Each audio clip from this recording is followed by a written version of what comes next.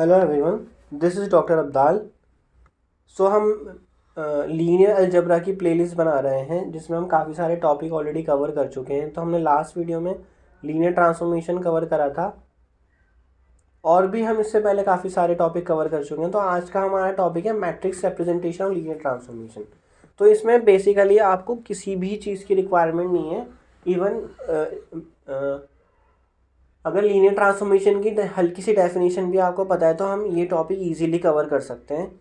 इसमें कुछ चीज़ें आएंगी, फॉर एग्जांपल बेसिस आएगा और आपका लीनियर कॉम्बिनेशन वर्ड आएगा, बट हम उसे क्वेश्चंस के थ्रू इजीली डील कर सकते हैं। हमें कोई ऐसी बैकग्राउंड या प्रीवियस नॉलेज की रिक्वायरमेंट ऐसी ज़रूरत नहीं पड़ेगी, वो हम क्वेश्चन में ईजिली कर लेंगे। सो कॉन्सेप्ट क्या है? सो इसमें टी कोई लीनियर ट्रांसफॉर्मेशन गिवन है वेक्टर स्पेस से वेक्टर स्पेस पर। अब वेक्टर स्पेस की वी की कोई बेसिस है, मान लीजिए बीटा 1, और डब्ल्यू की कोई बेसिस है बीटा 2। ठीक है, बेसिस है। अब बेसिस में कुछ एलिमेंट्स होंगे जो वेक्टर्स ही होंगे। फॉर एग्जांपल वी की बेसिस है v1 v2 vn, और डब्ल्यू की बेसिस है बीटा 2, और वो है w1 w2 एंड wm। सो इसमें हम जो मैट्रिक्स बनाते हैं ना उसको रिप्रेजेंट करते हैं, मोस्टली बुक्स में ऐसे किया जाता है बीटा 1 टू बीटा 2। मतलब आपने बीटा 1 को बीटा 2 की हेल्प से बनाया है और उसमें कुछ एलिमेंट्स आएंगे और वो उसकी ऑर्डर क्या होगा, m/n। अब ये याद रखने का तरीका क्या है, w की बेसिस में जितना एलिमेंट है वो पहले वो रोज बन जाएंगी m, क्योंकि देखो w की बेसिस क्या है, बीटा 2, और बीटा 2 में कितने एलिमेंट्स है, m, तो m आ गया पहले आपका यहाँ पे। ठीक है, और बीटा 1 जो है वो v1 की बेस v की बेसिस है, उसमें कितने एलिमेंट्स है, n, तो वो कॉलम बन जाएगा। तो w की जो बेसिस में एलिमेंट है नंबर ऑफ रोज, और v की जो बेसिस में एलिमेंट है वो number of columns. So m/n matrix बनेगी। फॉर एग्जांपल t जो है वो r स्क्वायर से r3 पर है अगर, तो हमें पता है r3 की बेसिस में 3 एलिमेंट्स होते हैं, r2 की बेसिस में 2 एलिमेंट्स होते हैं, तो उसकी जो मैट्रिक्स की ऑर्डर होगा वो 3/2 होगा। ठीक है, तो इसको हम क्वेश्चन से ही समझते हैं सीधा, वरना बहुत कन्फ्यूजन क्रिएट हो जाएगी अगर आप थ्योरी ज़्यादा समझोगे। थ्योरी हम बाद में भी समझ सकते हैं उसकी, जब क्वेश्चन कर लेंगे तो हमारा थ्योरी पार्ट भी क्लियर हो जाएगा। तो टी r स्क्वायर से r3 पर एक लीनियर ट्रांसफॉर्मेशन हमें गिवन है, टी r स्क्वायर से r3 पर गिवन है। क्या गिवन है, T x y is equal to x plus y and 2x minus y comma 3y। ठीक है, अब इसमें क्या करना है आपने, so find the matrix of t with respect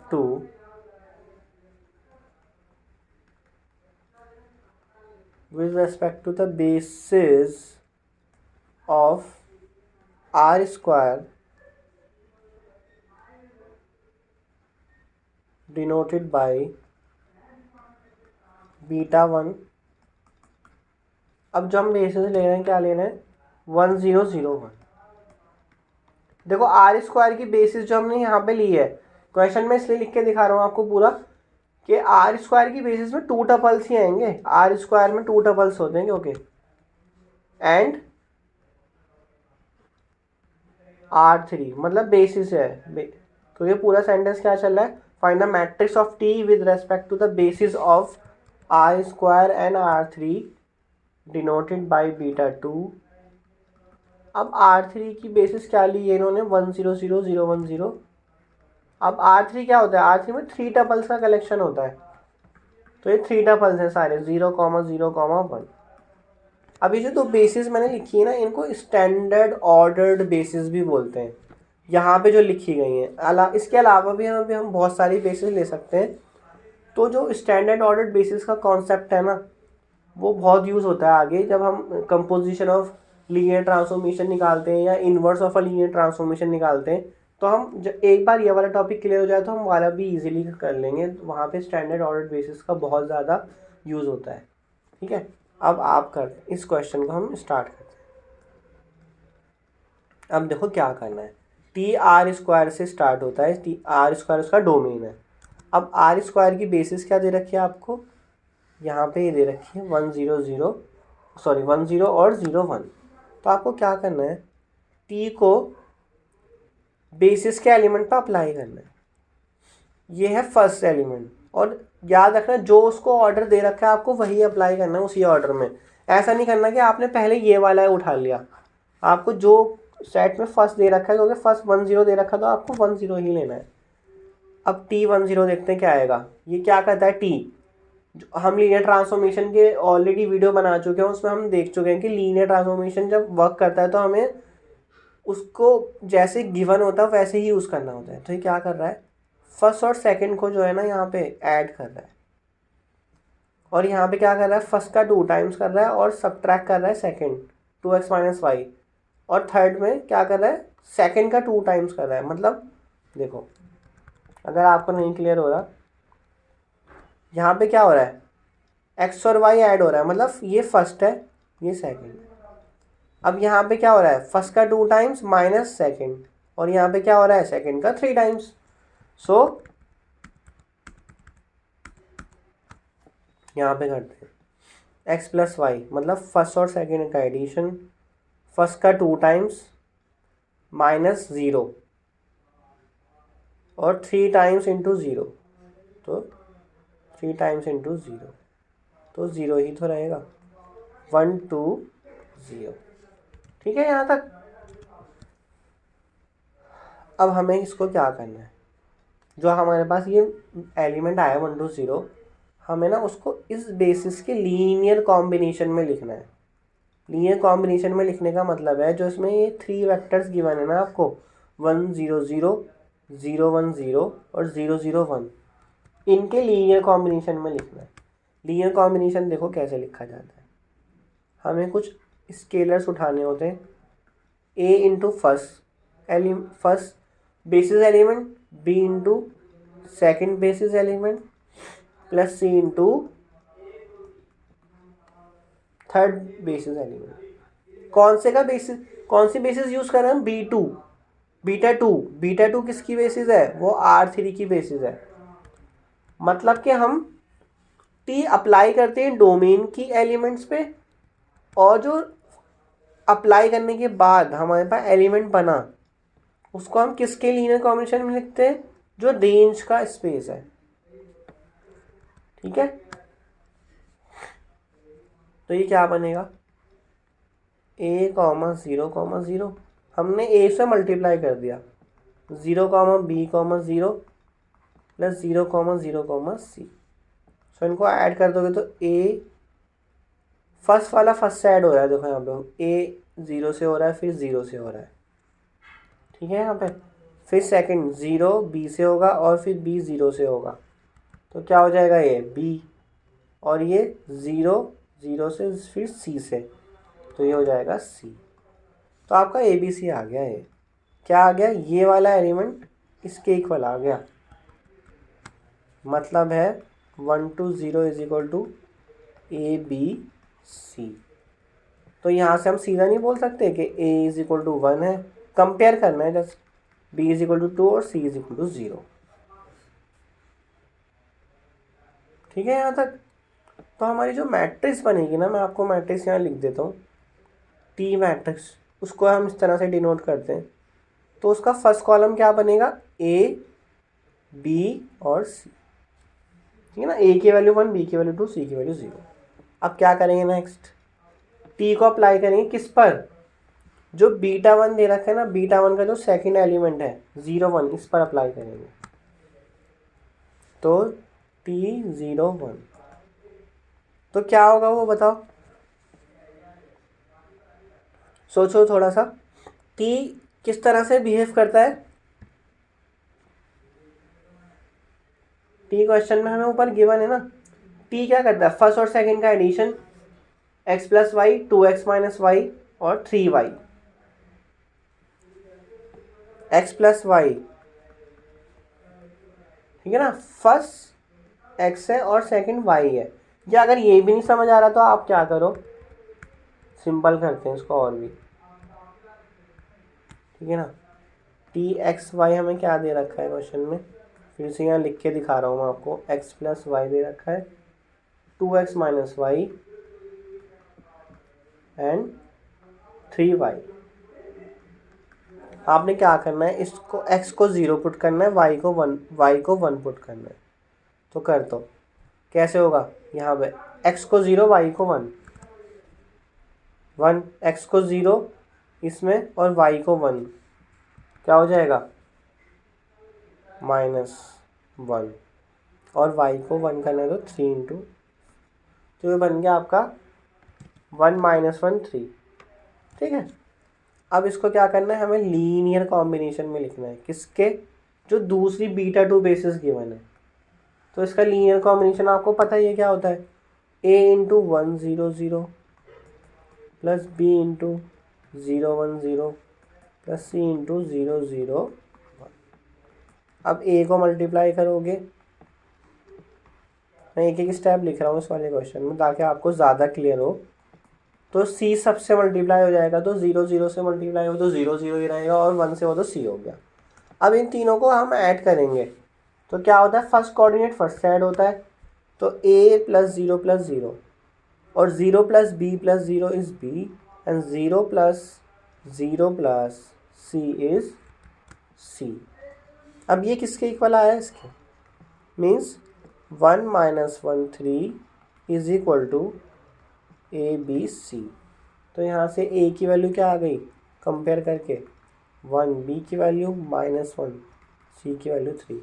तो हमारे पास कॉलम बन जाएगा ये, a की वैल्यू 1 है, b की वैल्यू -1 है, c की वैल्यू 3। तो यही आपसे पूछा गया था कि t की मैट्रिक्स क्या होगी, ठीक है।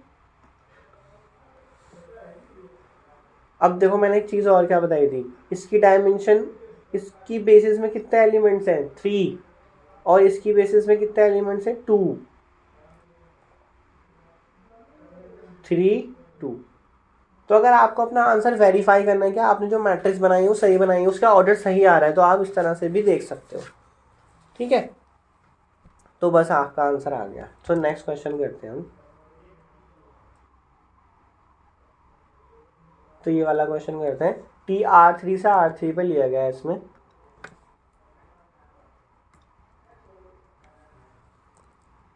सो क्वेश्चन है T is from R3 to R3, क्या है टी की वैल्यू, टी एक्स वाई जेड को कहाँ मैप कर रहा है, x plus y minus Z,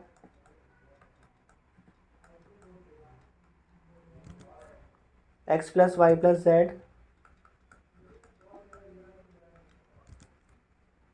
and y minus Z.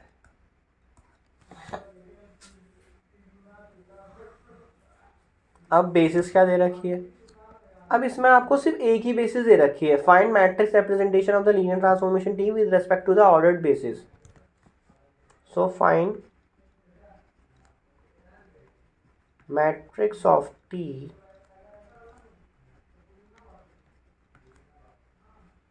with respect to the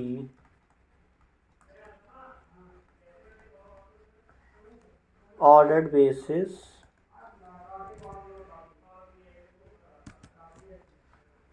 of R3, क्या दे रखी है, देखो 0 1 0 0 0 1 एंड 1 0 0। अब देखो ये क्या हो गया, इसमें क्या करा इन्होंने, फर्स्ट एलिमेंट 0 1 0 लिया है, इन्होंने ऑर्डरिंग चेंज कर दिया अभी। तो आपको फर्स्ट यही ट्रीट करना है, 0 1 0 ही ट्रीट करोगे आप सबसे पहले। अगर इसमें दो बेसिस नहीं गिवन है तो इसका मतलब आप इसी पर टी को अप्लाई करोगे और इसी के लीनियर कॉम्बिनेशन में लिखोगे। ऊपर वाले क्वेश्चन में क्या हो रहा था, दो बेसिस थी, आप टी इस पे अप्लाई कर रहे थे इस वाले वेक्टर्स पे और इसके लीनियर कॉम्बिनेशन में लिख रहे थे, ठीक है। बट अगर एक ही बेसिस है तो आपको अप्लाई भी उसी पे करना है और लीनियर कॉम्बिनेशन में भी उसी के ही लिखना है। तो देखो बहुत सिंपल है, कुछ नहीं है। T010 हम T इस पर अप्लाई कर रहे हैं तो क्या डेफिनेशन बनेगी, इसमें एक्स वाई जेड को क्या पुट करना है, एक्स को 0, वाई को 1, जेड को 0। तो क्या बनेगा, सिर्फ y1 है इतना याद रख लो, तो y1 बनेगा इधर, तो क्या बन जाएगा, y1 है तो 1 आ जाएगा, बाकी सब तो 0 है तो यहाँ 1 आ जाएगा और यहाँ पे भी 1 आ जाएगा, है ना, यहाँ 1 आ जाएगा यहाँ पे। अब क्या करना है आपने, इन्हीं के तीनों के लीनियर कॉम्बिनेशन में इसको लिखना है। तो जो मैं लिख रहा हूँ this is called linear combination in simple words. इसका मतलब है क्या इन फैक्टर को मैं इन तीनों से जनरेट कर सकता हूँ, तो इसको लीनियर कॉम्बिनेशन में, इसको मैथमेटिकली लीनियर कॉम्बिनेशन बोलते हैं कि this vector 1 1 1 can be written as a linear combination of this vector और दिस वेक्टर। यहाँ सी से मल्टीप्लाई नहीं होगा तो सी भी लिख लेना, ठीक है।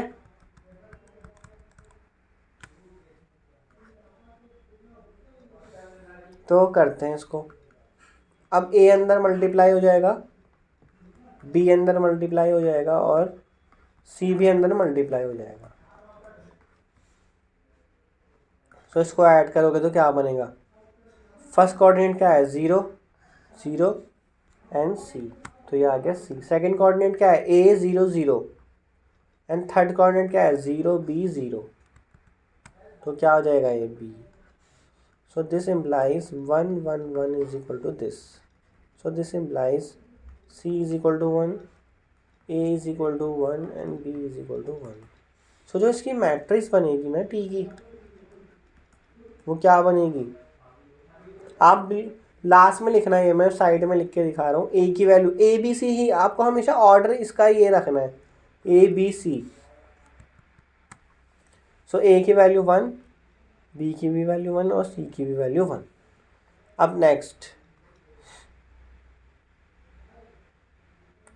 अच्छा अगर हम ये देखेंगे इसका ऑर्डर क्या आएगा मैट्रिक्स का, तो क्या आएगा, इसमें बेसिस में कितने एलिमेंट है 3, इसकी बेसिस में कितने हैं 3, क्योंकि एक ही बेसिस गिवन है ना ये वाली 3 3 3 3 ही तो है इसमें, तो इसका ऑर्डर बनेगा 3/3, ठीक है।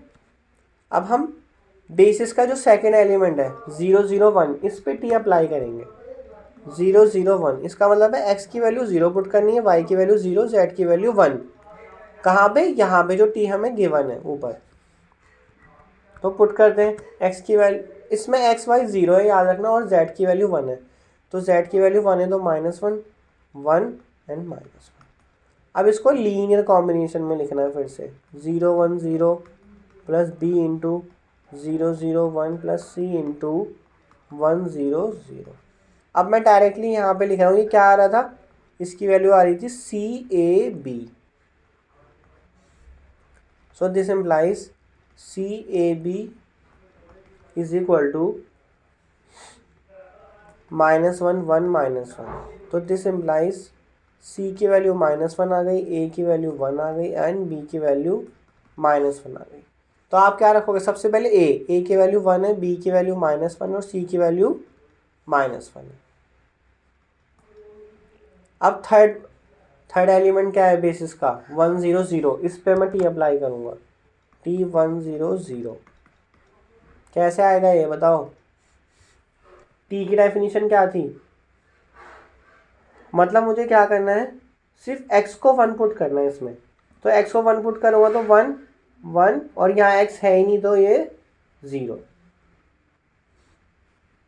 1 1 एंड 0, क्योंकि y और z यहाँ पे क्या है वो 0 है ना, तो मैंने y और z को यहाँ 0 पुट करा है, y की वैल्यू भी 0 है, z की वैल्यू भी 0 है। क्लियर, इसको फिर से लीनियर कॉम्बिनेशन में लिखूंगा। तो अब आपको ये राइट हैंड साइड तो पता ही है ना, आप एक बार आपने सॉल्व कर लिया तो बाकी में तो इसको भी लिखने की ज़रूरत नहीं है, आप इसको सीधा क्या लिखोगे CAB।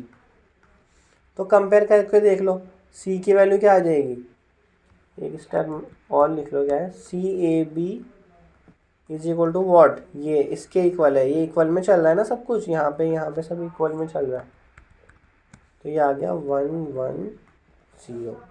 So this implies C is equal to 1, A is equal to 1 और B इज इक्वल टू 0 से कंपेयर करा है। तो मैट्रिक्स क्या बनी, A की वैल्यू 1, B की वैल्यू 0, C की वैल्यू 1। ठीक है, तो यही आपका आंसर आ रहा है, T मैट्रिक्स कंप्लीट हो गई। So it is very very easy, कोई इतनी प्रायर आपको नॉलेज की रिक्वायरमेंट नहीं है इसको सॉल्व करने के लिए। तो एक क्वेश्चन और सॉल्व करते हैं। T R3 से R3 पे दे रखा है,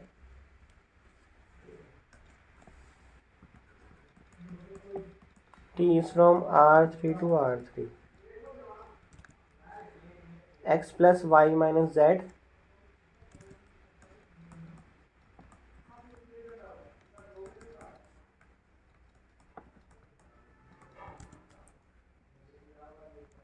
x plus y plus z। T इस तरह से डिफाइन किया गया है, x plus y plus z and comma y minus z। Same ऊपर वाले लग रहा है, नहीं अलग है, थोड़ा डिफरेंट है। तो बेसिस क्या दे रखी है आपको,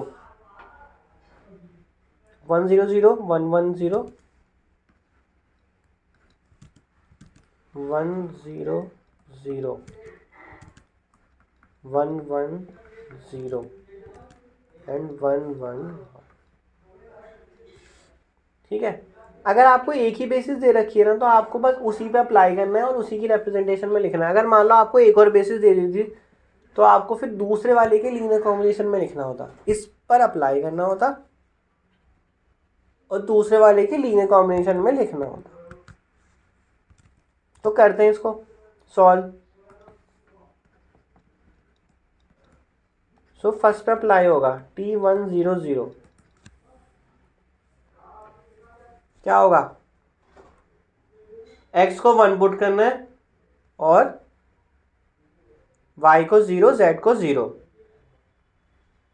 सो x को 1 पुट कर दिया, x को यहाँ पे 1 पुट कर दिया और यहाँ पे सब जगह 0 0, तो 1 आ गया, 1 आ गया और 0 आ गया। अब किसके लिए कॉम्बिनेशन में लिखना है, जो बेसिस दे रखी है आपको, 1 1 0 प्लस C इंटू 1 1 1। ये क्या बन जाएगा, A 0 0। ये तो एक ही बार सॉल्व करना, उसके बाद तो आप आगे डायरेक्टली भी लिख सकते हो उसको। और ये क्या हो जाएगा, C comma C comma C। तो ये क्या बनेगा, अब फर्स्ट कोऑर्डिनेट फर्स्ट साइड होगा, A plus B plus C। कैसे होगा, ये वाला फर्स्ट है, ये वाला फर्स्ट है, ये वाला फर्स्ट है, ये तीनों ऐड हो गए। फिर सेकंड वाला सेकंड से, 0 B और C, तो क्या बनेगा ये B प्लस C। और थर्ड वाला क्या है, 0 प्लस 0 प्लस C। सो ये 1 1 0 किसके इक्वल आया, A plus B plus C comma B plus C comma C के इक्वल आया। तो यहाँ से इक्वेट कर दो, तो क्या आ जाएगा, फर्स्ट वाला क्या है, A plus B plus C, ये किसके इक्वल आ जाएगा, 1 के। फिर B प्लस C है, ये B प्लस C किसके इक्वल आ जाएगा, ये भी 1 के। और C किसके इक्वल आ जाएगा, 0। अब बैकवर्ड सब्स्टिट्यूशन करते हैं। अगर C की वैल्यू 0 आ रही है और मैं इसको यहाँ पे पुट कर दूँ C की वैल्यू 0, तो B की वैल्यू क्या आ जाएगी, 1। अब यहाँ पे C को 0 B को 1 पुट कर दो, इज इक्वल टू 1 हो जाएगा ये, है ना। C को 0 B को 1, तो 1 से 1 कैंसिल हो गया, तो A इज इक्वल टू 0। तो A B C की वैल्यू आ गई। तो T की मैट्रिक्स क्या बनेगी, फर्स्ट कॉलम क्या बनेगा, A की वैल्यू 0, B की वैल्यू 1, C की वैल्यू 0। अब करते हैं ये, बेसिस का सेकंड एलिमेंट क्या है आपके पास, 1 1 0। तो इस पे आप अप्लाई करोगे 1 1 0 पे, ठीक है ना, 1 1 0। तो ये क्या आ जाएगा बताओ, मतलब x1 है y1 है, तो x1 और y1 2 2 y1 है, बाकी z तो 0 है, तो 1 2 2 1 आ गया। तो 2 2 1 आ गया। ठीक है यहाँ तक। सो इसको लीनियर कॉम्बिनेशन में लिखोगे। अब ये वाला स्टेप देखो, ये सेम ही आएगा यहाँ पे पूरा, आप देखो ना अगर, तो ये सेम ही रहेगा ये। तो आप डायरेक्टली भी लिख सकते हो इसको। क्या आ रहा है डायरेक्टली ये, तो मैं इसको डायरेक्टली लिख दूँ। ये आ जाएगा a plus B plus C, B plus C comma C. तो यहाँ से कंपेयर करोगे तो a plus B plus C की वैल्यू क्या आ जाएगी 2, b प्लस सी की वैल्यू क्या आ जाएगी 2 और c की वैल्यू क्या आ जाएगी 1। So this implies c is equal to 1। अब c की वैल्यू 1 यहाँ पुट करोगे तो क्या बनेगा b plus 1 is equal to 2 बनेगा, और b की वैल्यू क्या आ जाएगी 1। अब a प्लस b की वैल्यू 1 है, c की वैल्यू भी 1 है, इज इक्वल टू 2 दे रखा है आपको। ठीक है ना, मैं यहाँ से यूज़ कर रहा हूँ इधर से। तो ये क्या हो जाएगा a plus 2 is equal to 2, 2 से 2 कैंसिल, तो a की वैल्यू 0। तो a की वैल्यू 0, b की वैल्यू 1, c की वैल्यू भी 1। अब लास्ट रहती है बेसिस का एलिमेंट है आपका 1 1 1। सो t ऑफ 1 1 1 मतलब x भी 1 y भी 1 z भी 1। तो x1 y1 z1 क्या बनेगा यहाँ पे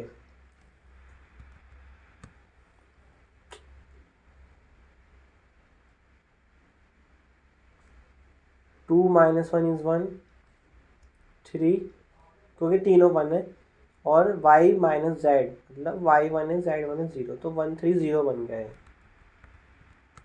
तो 1 3 0, तो 1 3 0 किसके इक्वल हो जाएगा a प्लस, मतलब हम लीनियर कॉम्बिनेशन में लिख रहे हैं, तो यही बनेगा जो ऊपर आया था। एक बार आपने निकाल लिया, आपको बार बार निकालने की ज़रूरत नहीं है, आप डायरेक्टली भी लिख सकते हो उसको। b plus C is equal to 3 and 0 C है सी, तो सी इज इक्वल टू 0। तो सी की वैल्यू 0 आ गई यहाँ से, और यहाँ से क्या आ जाएगी इस वाले से b plus C, C 0 is equal to 3, so b is equal to 3। a plus b is 3 and c is 0 is equal to 1. So a is equal to 1 minus 3 is equal to minus 2. तो क्या बना a की value -2, b की value 3, c की value 0, -2 3 0, -2 3 0। सो ये आपकी matrix बन गई है। ठीक है, तो यही आपका आंसर है।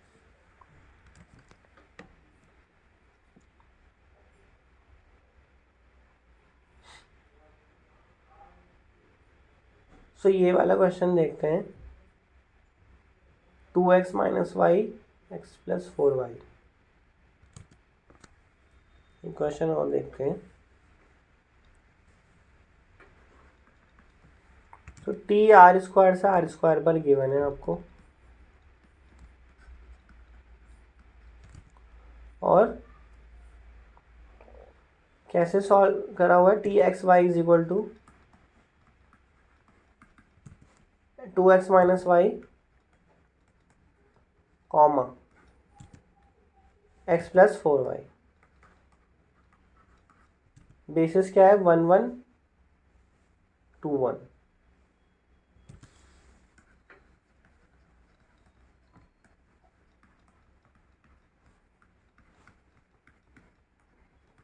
ठीक है, तो फाइंड मैट्रिक्स ऑफ टी। ठीक है, आपको मैट्रिक्स फाइंड करनी है। सो ए की बेसिस अगर गिवन होगी तो सिर्फ और सिर्फ उसी पे अप्लाई करना है और उसी के लीनियर कॉम्बिनेशन में लिखना है। तो टी किस पे अप्लाई होगा, 1 1 पे, मतलब है एक्स को 1 पुट करना है यहाँ पे और वाई को भी 1 पुट करना है। तो क्या बनेगा,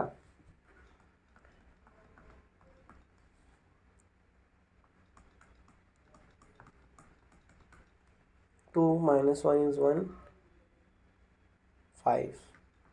अब इसको किसके लीनियर कॉम्बिनेशन में लिखना है, इसी के जो बेसिस आपको गिवन है यहाँ पे 1 1 2 1।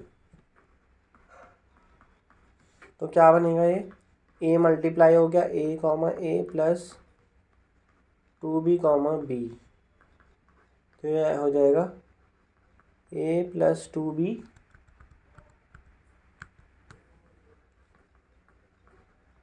And A plus B. First coordinate यहाँ पे ए है और फर्स्ट 2b है, तो दोनों ऐड हो गए। सेकंड कोऑर्डिनेट ए है, सेकंड कोऑर्डिनेट बी है, तो दोनों ऐड हो गए। So this implies A plus 2b comma A plus B, ये किसके इक्वल है, ये 1,5 के ही तो इक्वल है, तो ये 1,5 के इक्वल आ गया। सो ए प्लस 2b की वैल्यू 1 आ गई और ए प्लस बी की वैल्यू क्या आ गई, 5। तो उसको सॉल्व कर लो, क्या बनेगा, ये कैंसिल हो जाएगा, तो ये आ जाएगा b = -4, है ना। नीचे वाली इक्वेशन को हमने माइनस से मल्टीप्लाई करा है, तो b की वैल्यू -4 आ गई। तो इसको आप ऊपर कहीं पे भी किसी में भी पुट कर सकते हो इक्वेशन में, तो मैं इसी वाले में पुट कर देता हूँ, b की वैल्यू -4। तो क्या बनेगी यहाँ से, b की वैल्यू -4 = 5। सो ये इधर चला गया तो आ गया 9। ठीक है, तो t की मैट्रिक्स क्या बनेगी यहाँ पे, a की वैल्यू 9 है, b की वैल्यू -4 है। अब हम t अप्लाई करेंगे 2 1 पे, x की वैल्यू 2, y की वैल्यू 1। तो x की वैल्यू 2, y की वैल्यू 1, x की वैल्यू 2, y की वैल्यू 1, क्या बना ये, 4 - 1 = 3 बन गया ये, और 4 + 2 = 6 बन गया, तो 3, 6 बन गया। अब ये किसके इक्वल आएगा, क्योंकि हम यहाँ ऑलरेडी सॉल्व कर चुके हैं ये, तो आपको दोबारा सॉल्व करने की ज़रूरत नहीं है, तो आपका यहाँ टाइम सेव हो जाएगा। तो ये आएगा a + 2b, a + b। So this implies a + 2b = 3 and a + b = 6। बस इसको सॉल्व कर लो, सब्ट्रैक्ट कर दो इसको, ये कैंसिल हो गया, तो बचेगा क्या, b = -3। अब b को वापस से इस वाली इक्वेशन में पुट कर दो।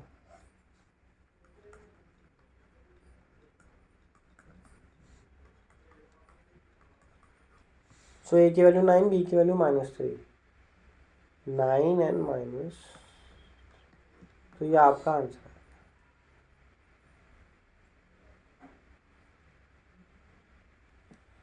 ठीक है, तो और कोई क्वेश्चन देखते हैं।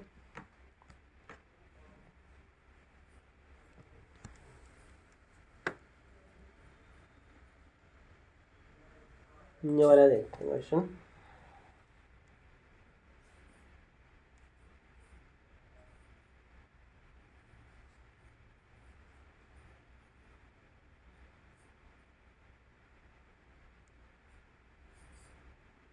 टी आर क्यूब से r स्क्वायर पे डिफाइन की गई है।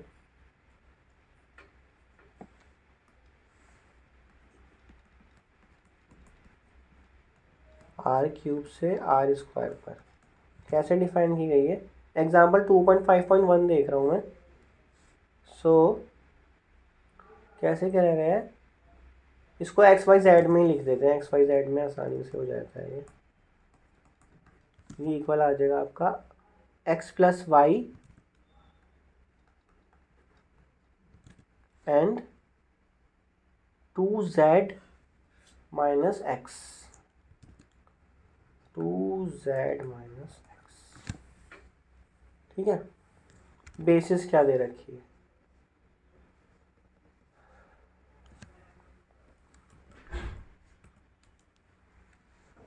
तो इसमें बेसिस 2 दे रखी है, 1 0 -1, 1 0 -1, 1 1 1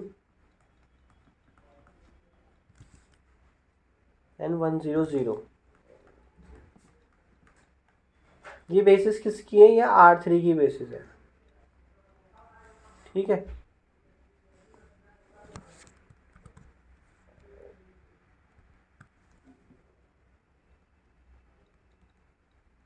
तो ये 3 टपल्स में है ये, एंड बेसिस ऑफ R2 वो क्या दे रखी है, मान लो ये बीटा 1 है, ये बीटा 2 है, वो दे रखी है आपको 0 1 1 0, 0 1 1 0। सो आपको क्या करना है, फाइंड मैट्रिक्स ऑफ टी।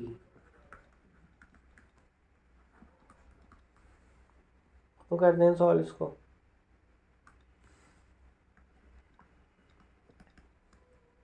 तो मैं R3 पे अप्लाई करूंगा इसे, क्योंकि टी का डोमेन यहाँ पे R3 है, ठीक है ना। अब 2 बेसिस आ जाती है तो कन्फ्यूजन हो जाती है, तो टी जो है वो फर्स्ट इस पे अप्लाई होगा, ये याद रखना। कभी आप इस पे अप्लाई कर दो, इस पे तो अप्लाई हो ही नहीं सकता, क्यों, क्योंकि इसका डोमेन R3 है, तो इसमें 3 टपल्स पे ही अप्लाई होगा ये, तो ये फर्स्ट इस पे अप्लाई होगा 1 0 -1 पे, तो 1 0 -1 पे अप्लाई करो इसको, क्या आएगा, x को 1 रखना है, y को 0, z को -1, तो रखोगे तो क्या आ जाएगा, x को 1, y को 0, और z को क्या रखना है, -1, तो ये -2, फिर -x, फिर 1 -3। अब 1 -3 को किसकी रिप्रेजेंटेशन में लिखोगे, जो दूसरी वाली बेसिस गिवन है, ये वाली। जब 2 बेसिस गिवन होते हैं तो थोड़ी सी कन्फ्यूजन होनी स्टार्ट हो जाती है, बट इतना भी कुछ दिक्कत नहीं है, बहुत छोटी सी चीज़ है ये। R2 है ये रेंज, तो आप रेंज की जो बेसिस है ना, रेंज की बेसिस है ये बीटा 2, इसके वेक्टर्स के लीनियर कॉम्बिनेशन में लिखा है हमने उसको, ये जो लिखा है this is called linear combination. तो ये क्या बनेगा, 0, a b, 0, ये बन गया b, a। तो यहाँ से b, a की वैल्यू क्या आ गई, 1, -3, क्योंकि इक्वालिटी में चल रहा था ये सब कुछ। तो this implies a is equal to -3 and b is equal to 1। तो t की मैट्रिक्स क्या बनी, -3 1।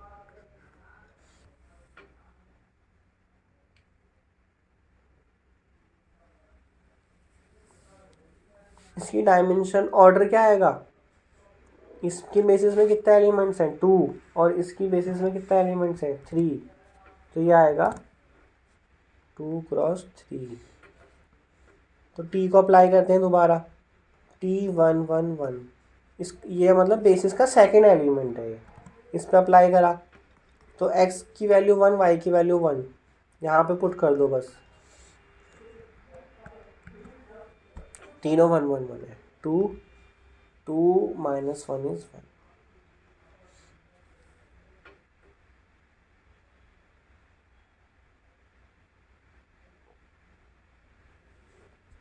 अब ये क्या आ जाएगा, ये तो हमने यहाँ सॉल्व कर ही लिया है, ये इक्वल किसके आता है, b, a के। तो इन दोनों को कंपेयर करोगे तो क्या आ जाएगा, a की वैल्यू 1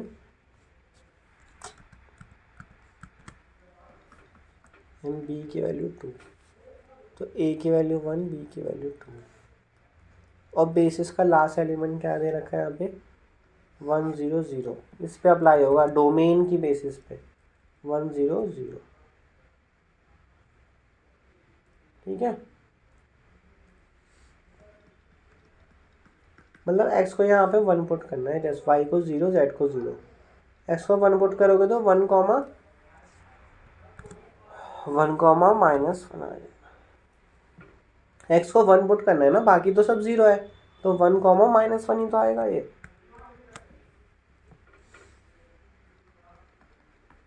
और ये किसके इक्वल आएगा, b कॉमा a के, जैसे कि यहाँ पे आया था। तो this implies a is equal to -1 and b is equal to 1। So -1 1, तो ये आपकी मैट्रिक्स बन गई। ठीक है, सो यही आपका आंसर है।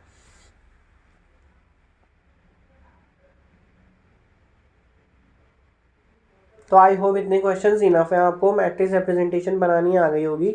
अगर 2 बेसिस दे रखी हैं तो डोमेन आपने देखना है। R3 अगर डोमेन है तो इसका मतलब जो T अप्लाई होगा वो 3 टपल्स पे ही अप्लाई हो सकता है। तो ये 3 टपल है, इस पे ही अप्लाई होगा।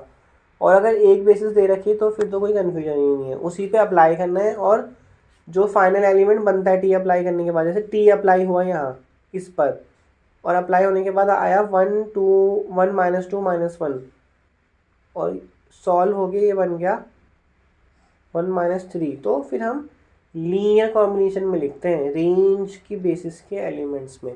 तो रेंज की बेसिस क्या है, 0 1 1 0। हमने रेंज की बेसिस के लीनियर कॉम्बिनेशन में लिख दिया। आई होप ये टॉपिक आपको क्लियर हो गया होगा। सो फिर मिलते हैं नेक्स्ट वीडियो में। So thank you so much.